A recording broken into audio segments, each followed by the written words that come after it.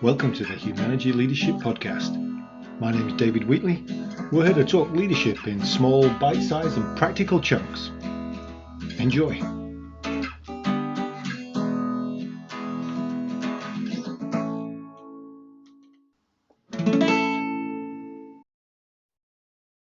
Well, welcome to episode 74, which is another of our first Friday sessions featuring my colleague John Barrett, who's going to be talking about how doing what's best for the organization.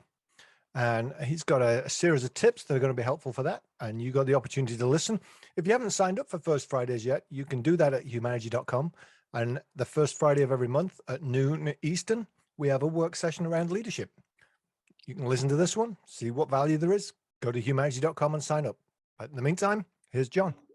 Thank you to everybody for being here. It's great to spend this little bit of time with you, and I'd like to share some things that I've learned over the years with working with really thousands of people like yourselves. And as you can imagine, in my job, it's an amazing, enriching experience. And I always feel when I walk away that I learn as much or more than anybody from the work that I get to do.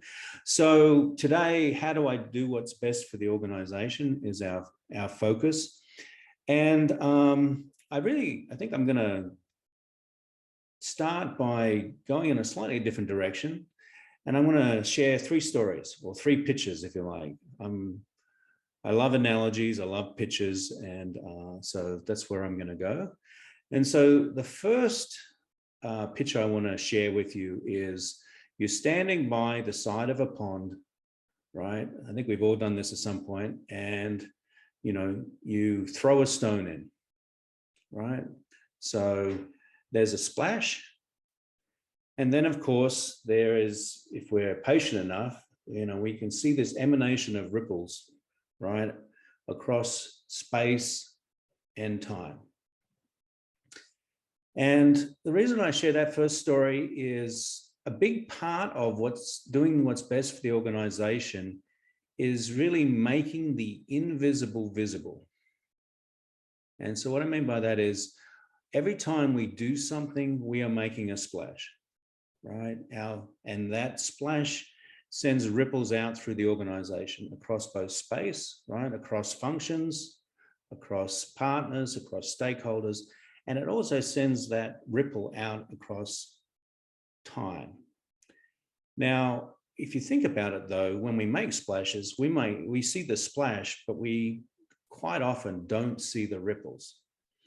Certainly not immediately. There's delays. And then quite often we finally see the ripples of the ripples of the ripples, meaning, things don't come back to us and bite us or challenge us or, give us any sort of feedback for some extended period of time. And quite often it's indirect. And so the first thing that we often do when we're working in this space is really work with people to make those invisible connections that exist, those ripples that are happening all the time, making them visible.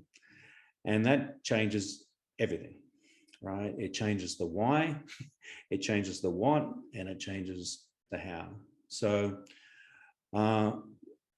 ripples. The second story I want to share is the idea of the invisible fence. How many people have invisible fences? Hands up. Right, you have a pet, right? And if I understand correctly, what happens is, right, there's a wire buried in the ground that has a bit of there's a shock, and there's a shock collar, and then you always have a fence line, etc., around that's visible to the dog, and then there's an association there, and then after a while, so I've been told, that you actually don't even have to have the electric function even on, or even the collar on, because after a while, the dog basically has learned, hey, don't do that, don't go there, etc. So the moral of this story is this: you were asked, what stops you from doing what's best for the organization? What stops you from staying your solo? What stops you from maybe looking long-term furthest than short-term? And invariably, at some point, you may have, had an experience that you didn't enjoy and, was it unpleasant or uncomfortable? And so the thing that we need to be careful of is that, those previous experiences don't create these invisible fences, forever. And, it's a natural phenomenon, and it's obviously something as leaders that, we need to recognize and really need to, fight and work through. Third one, related, is actually a video that I saw many years ago. How many people will recognize the name Stephen Covey and the book, 7 Habits of Highly Effective People? I had the privilege and pleasure of doing that work intensively for a couple of years. I got certified. I got to meet Steve Covey and his son as well. And they had developed a video series to demonstrate a number of the concepts. One of their key concepts is the idea of interdependence. And the video that really comes to my mind, it was a sort of like a mini documentary about the Berlin Wall. And so basically what happened was that the wall came down, and then this film crew went into East Berlin about 10 years afterwards and basically interviewed people about their experience and really about how often they went over to West Berlin. And the strong takeaway was that even though the wall had been down for 10 years, it really still existed. Right. So there are lots of things in your organization that might, shrink your perspective, how you're measured, the performance measures that you have might, focus you to what you need to do or what your team needs to do. There might be physical barriers, there's org charts, there's lots of things, right? There's lots of these quote unquote walls that exist. But the thing that I would ask you to think about is, to what degree have you internalized those walls, right? You've been operating with them for so long, but what we find is that even if we take down the walls, sometimes people's thinking and behavior doesn't necessarily change, right? That the walls have been internalized and they really are the limiting factor. So 3 bigger ideas: make the invisible visible. Don't let a historical event be like shape you for, going forward and what's the right thing to do. And lastly, yes, there are sometimes external walls, but what we find quite often is it's the internal walls that make a difference. Okay, so let's now go back to the slide that's in front of you. This initial series of First Friday, if you've been a couple of times, you would have recognized that quite often the presenter talks to specific statements, if you like, about what, good ideas or best practices that we should do. I don't know if you're aware or not, but that actually is taken from the book 50 Do's of Everyday Leadership. And the reason why I mention that is more so the story behind where these do's came from. We actually did a series of focus groups about 25 years ago, and several thousand hours of experience, basically. These were very experienced people who've been doing frontline leadership for, their entire careers. We basically asked them, hey, what pearls of wisdom, what guidance would you give to a leader? And they shared with us tons of stuff. We distilled it down to 50 do's and don'ts. And a couple of things there that I would want to share. Number one is, what was fascinating is, even though they were really good at, defining, absolutely you should be doing this and don't do that. If their people, or they assessed each other, then they weren't, even though they knew these things, they weren't necessarily great at doing them. So I guess that's one thing I would offer is, we generally know what's best for the organization 9 times out of 10. It's not what we know, it's really about what we do. Yeah. So let's go forward, Lance, to our next slide. Okay. So here's the section of do's and don'ts around this question: how do I do what's best for the organization? And I'm just going to walk through them quickly and just give little tidbits along the way. So Lance, if you want to go to the next slide, thanks. Okay, so the first one is this idea of face up to issues and deal with them, right? So that's the do. And the don't is walk away and avoid, right? Now you might think, well, who does that? And that's part of the self-discovery that we find is that, we're making choices every day about, quote unquote, the battles that we fight, that we don't fight, what we have bandwidth for, what we have the energy for, etc. And the real challenge here is, okay, what's going on, and, what am I walking away from? And, what am I not walking away from?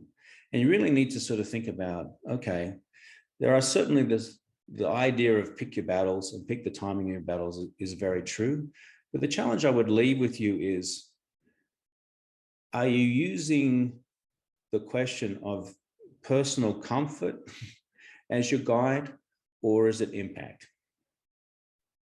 Right. And that really is the critical one. As we know, right, if we don't take care of issues, then they generally take care of us in some way, shape, or form. And so that's really that idea of, again, ripples.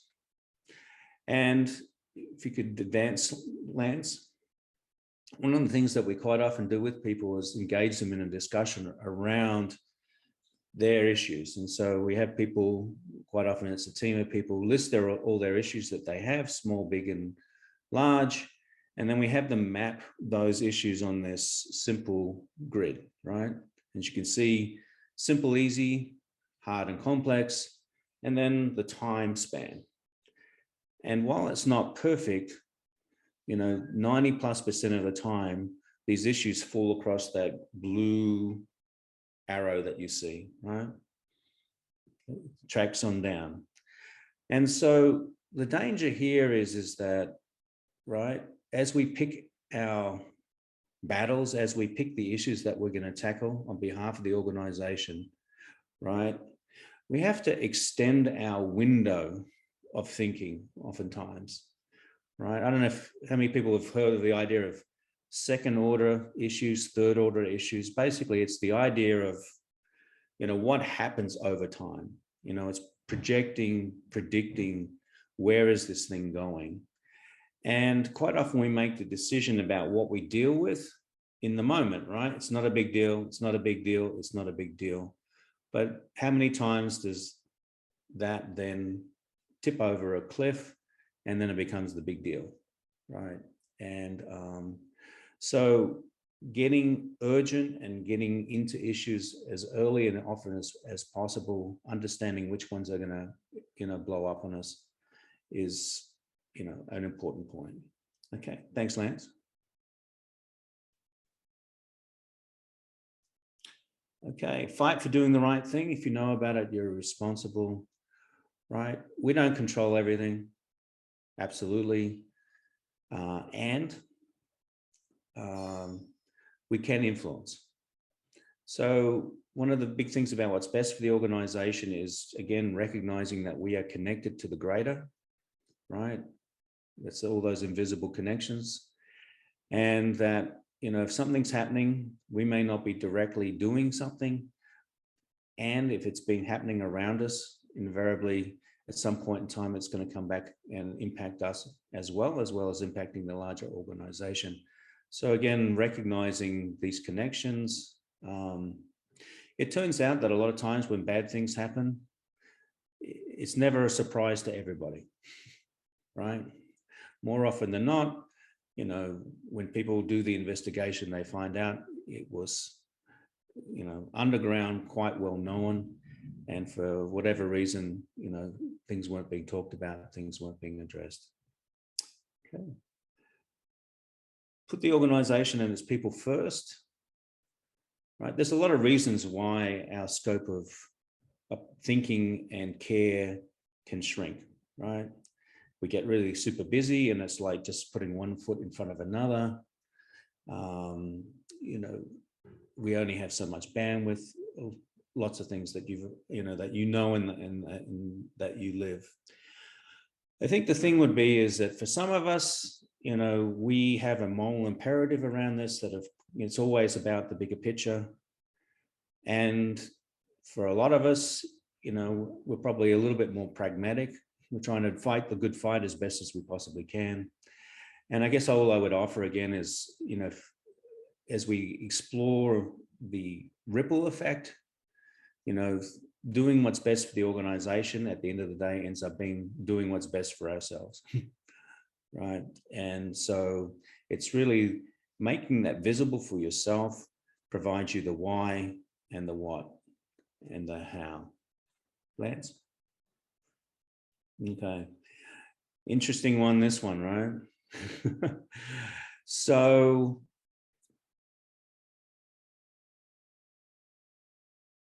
this obviously happens enough that, it's worth talking about. But certainly there's a lot of things that can come to us that we have to execute and we're responsible for, and we're not in alignment with, or not 100% in alignment with. Our team's not happy about it. We're not happy about it. And how do you handle that, etc.? And so it's really a question about the greater good. And, there's a bit of a dilemma there, right? Certainly the place to have the conversation or pushback, is with your stakeholders, if you possibly can, and certainly not, with your team. And, things that people identify that happen when we do that, it actually undermines our credibility. It actually affects the execution that the team, undergoes or puts the effort they put in. And ultimately it proves the point, right? It was never going to work anyway. And that can be, a dangerous sort of cycle to get into. Okay, Lance, next one. Get the right people involved and on the same page. As I looked at this, it made me smile. So when I read it, I thought, oh, that seems like a lot of work, getting all the right people and getting them on the same page. Can't we just do that? Do it? So, and again, what's the price tag of when we don't get the right people involved and on the same page? And then, there's always those wonderful times where we get the right people on the same page, and then we experience that thing called synergy. And it's like, okay, this is actually better, easier, and, fundamentally more successful. So again, there's a little bit of short-term, long-term in there. Absolutely. And again, it's also, making things visible to yourself, then it becomes very compelling as to who the right people are and why it's absolutely a must-have to get them involved as early as possible. And then lastly, Lance, thank you. Really, again, the thing that I would offer here is there is real things that organizations do that don't help with silos, right? There's organizational design. It's how we measure things. If you're in a position where you can affect design and you can affect measurement, etc., then that's fantastic. Something to have a look at. Can you set it up so that, people are recognized, rewarded, and, held accountable for, what's best for the organization versus, what's a neat, tidy, best for my group, my department, my team. Sometimes, there's real opportunity there. And then at the end of the day, it's, in our experience, oftentimes it's that mindset thing, yes, there was a fence there once. Yes, there was a wall there once. Yes, sometimes it's harder work. And again, let's look at the longer term result. Let's look at the impact that we want. Let's look at what makes us satisfied, excited, and, how can we, make that an easier thing for people to do and for ourselves to do. So appreciate people walking along with me. I think then in summary, just leave you with 3 big questions on this. Number 1, what's my care? Is it the greater good or is it self? Number 2, what's my commitment? Is it to impact, the ripples? Is it more to comfort and, getting by each day? And lastly, am I thinking about, the people and, what it takes to get them engaged? Or is it, more about getting just the work done? And lastly, to finish up, one of my favorite quotes, and I'm going to paraphrase it, it's from the Dalai Lama. And, he basically said, hey, it's better to be intelligently selfish than stupidly so. So that was John Barrett talking about how to do what's best for the organization. And there's some tips and some ideas there, some of which you can find in our first book, The 50 Do's for Everyday Leadership. Much of our first 5 sessions of the first Friday have been drawn from that. So if you're looking for more resources to support with the conversation that we're having first Friday of every month, check out the 50 Do's for Everyday Leadership, available at Amazon or from Humanergy. We'll be back soon. That was the Humanergy Leadership Podcast. My name's David Wheatley. For further information about Humanergy, go to humanergy.com or check out our latest book, What Great Teams Do Great, from all good bookstores. Have a good one. Stay healthy.